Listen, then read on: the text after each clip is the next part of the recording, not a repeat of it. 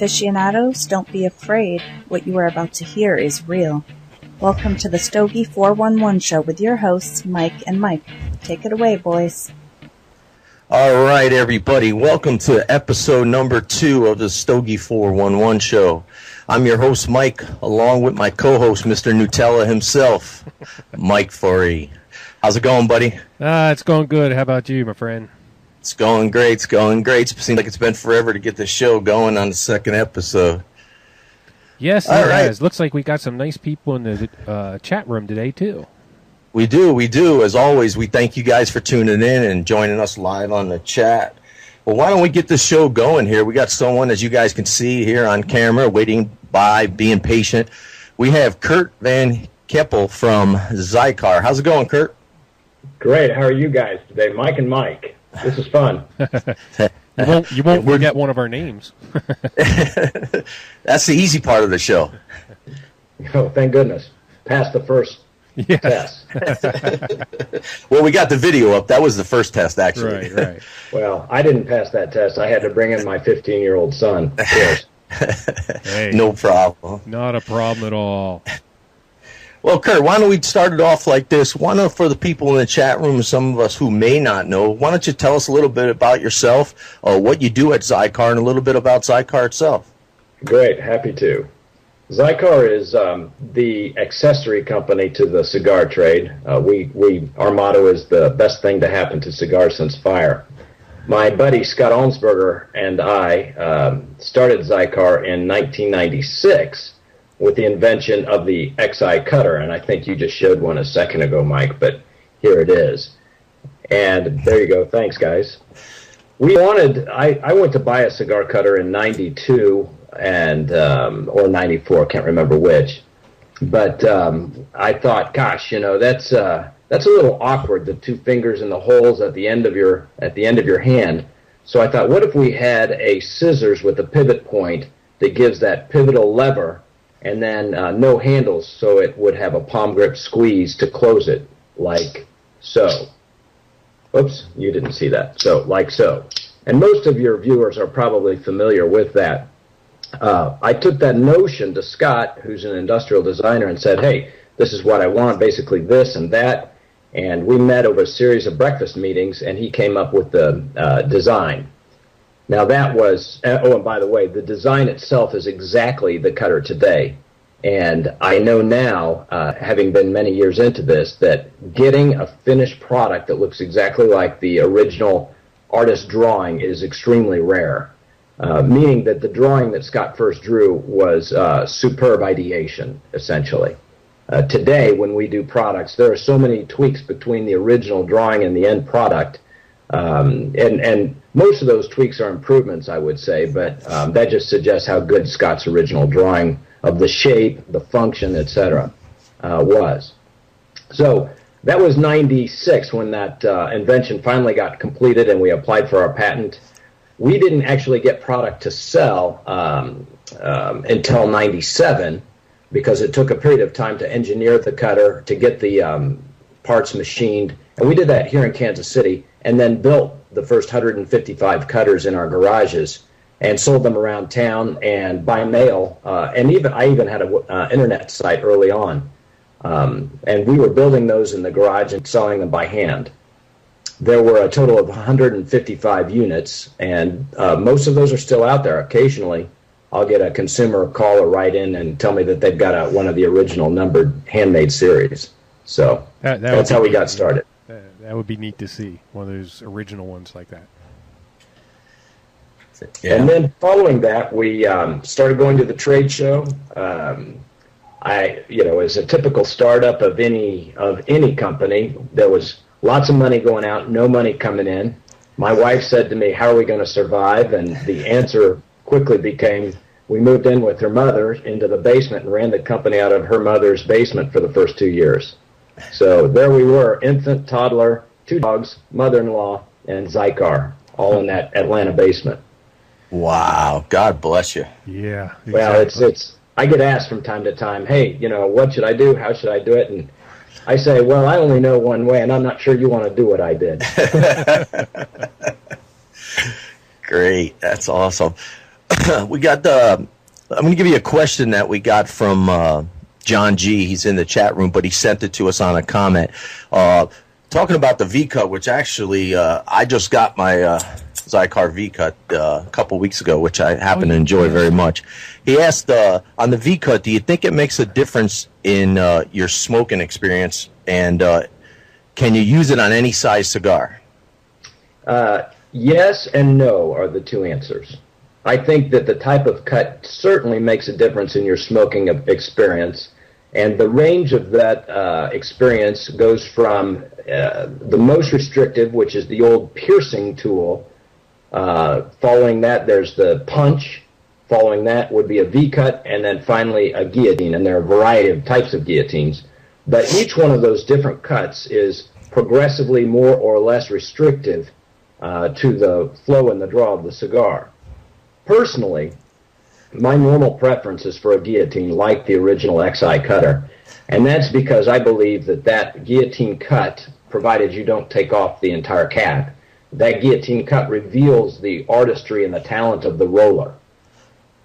And whereas with a piercing tool or a punch, less so on the V-cut, the restricted draw artificially restricts the cigar's performance. And that may be fine and necessary. So if you have a cigar that feels like it's not tightly rolled, the thing to do is start with a punch or a V-cut and then move to a guillotine if you want to get more draw out of it. Great answer. Now that particular cutter we're quite proud of because it, instead of having a piercing blade which penetrates the cap with an outward V, it's got a slicing V, an inverted V there, and it actually slices the cigar. So it's quite a bit sharper and more effective, and frankly gives a deeper cut. Yes, matter of fact, I just used it on we're smoking the Xikar, the Habana Colorado, and I just used it on there. It's worked perfect. Whenever I use it, because I like a broader cut, I'll give it an X cut. Not because of the XI, but right. Mike's done I've seen Mike's. He's done the X cut quite a bit. I've seen. Yeah, I have one of the Wolf V-cut. You distribute those, or did you make those? No, we still have those, and we were distributing them. We are distributing them, and that comes from our German supplier, who is the oldest cigar cutter maker in the world. Actually, they started that business in 1919. And they make all the traditional cutters. We have a long relationship, in fact, since 1999, nearly the beginning of the company with this supplier. And so they make all the traditional V-cuts that you well remember, the ones with the stag bone handle and the wood handles. They're the makers of our XI2 with the Zytel body. And they are also the makers of a bunch of the other traditional single guillotine cuts. The ones, the small square ones with the nice engine-turned finishes, etc. Oh, neat. Okay. Yeah, I definitely want to pick up one of those VX. I didn't know Mike had one. He never let me know. Yeah, I got it almost probably actually a month ago. I love it. I haven't had a V-cut. Actually, I'm going to use it for an upcoming review I'm going to do on my other site. But I love it. I've been using it all the time, actually. I'm glad you do. It's a super convenient, easy cut to make. In other words, there's very little, kind of like we call it an easy cut or a perfect cut. That's the guillotine with a back behind the hole. Right. You really don't have to think hard to make that cut. And I think this V-cut is very similar because we've got a bowl, and you can show that again, Mike. I don't have that one with me here. But because it's got a bowl where you insert your cigar, there's very little thought to it. I would only say that you want to try to get the cigars fairly perpendicular to the cutter so that the cut is straight across the back of the cigar. Right. And now why don't we get to? Sorry. Go ahead, Mike. That's a full metal body on that too, correct? Yes, that's the gun metal. Yeah. Yeah, that's an aluminum. It's a cast aluminum body, so it's super high quality and yet at the same time not too heavy in the pocket. It also has a nice, and I don't know if you notice this, Mike, but if you lay it down with the back, what we call the back, facing up, that provides a resting place for your cigar. Yeah, it does. I didn't notice that, but I'll use it now. There you go.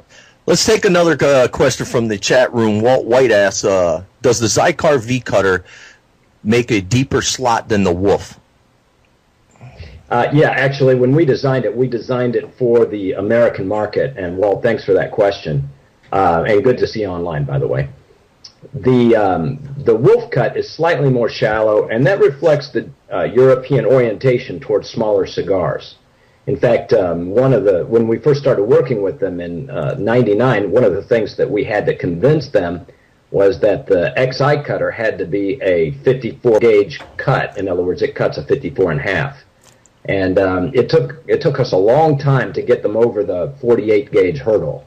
And so, yes, this one is also deeper, Walt. Okay, yeah, because Walt says... In fact, I think it accommodates a 54 to a 56, actually.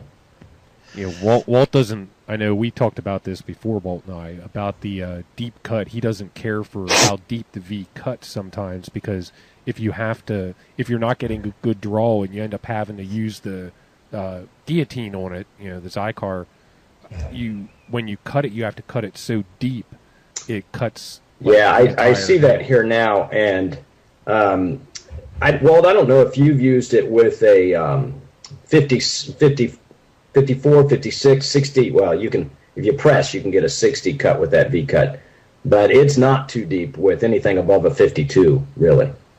Well, that's all opinion anyway.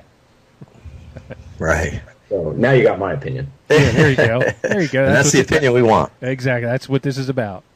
But now I'd like to ask, now that we asked a question or two about the cutters here, how did Xikar transition to your cigars? I mean, how did you decide one day, you woke up and said, let's make a cigar? Well, it certainly wasn't waking up one day to the notion. It took us years to get there. And in order to tell you about getting to cigars, I have to tell you more about our transition after the cigar cutters. We were in cigar cutters. We started cigar cutters, as you heard, in '98, started selling then. And by 2000, we realized that cigar cutters weren't going to be enough to make a company. And so we had a slight detour into pocket knives, thinking, and this was, by the way, right after the end of the first boom. So we thought, well, we better diversify. So we went into pocket knives, and that was late '99, early 2000.